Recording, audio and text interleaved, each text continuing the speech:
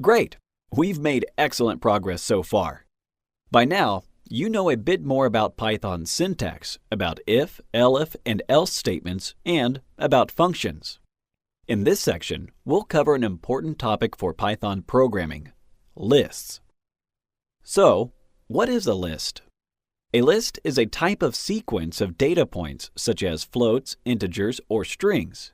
Therefore, understanding lists relates to your ability to organize data, a crucial skill in today's labor market. Moreover, you'll see Python creates a friendly environment for dealing with lists.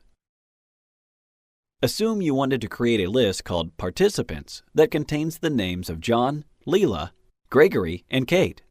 Follow the rules about creating a generic variable, but be careful about two things. Place the strings within square brackets and make sure you use quotation marks. Precisely. These brackets indicate the elements inside form a list and not some other type of a sequence. Good. We see the participants list has already been prepared.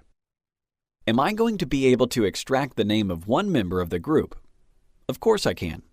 Do you remember how we extracted the letter D from Friday? Using brackets after the word Friday. The logic here is the same. I'll write the name of the list, and in brackets, I'll indicate the position corresponding to the name I am interested in. It is important that I don't use parentheses or braces. For instance, let me extract the name of Leela. As programmers, we start counting from 0. So, 0, 1. 1 should be the correct position. And it is. For the sake of argument, in such a situation, a computer scientist might say you have accessed the list by indexing the value 1. This means you have extracted the second of the elements in this list variable. Okay, nice.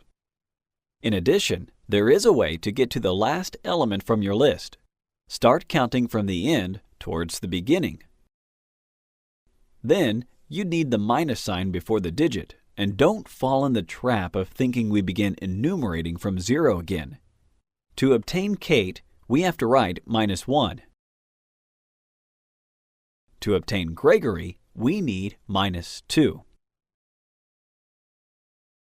Okay, now let's study a key feature of lists: replacing or deleting items in a list. Let's assume Kate had to quit for some reason, but Maria could replace her. Here's what we can do. Across the value at position number 3, which currently refers to Kate, and assign it with the string Maria. Let's check if our intuition was correct. 100%. Amazing! Another scenario. Unfortunately, Gregory got a better offer somewhere else, so he quit as well. There's nobody to replace him, but we must adjust our list accordingly. The del keyword could deliver the required result. Type del, then correctly index Gregory's position by typing participants 2. And voila! Important to note is that deleting an element changes the indices of all successive elements. After removing Gregory, Maria's position shifted one place to the left and is now at the second position.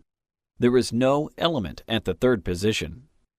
In our next lesson, we'll learn what to do if we have to add a new person to our list. Thank you for watching.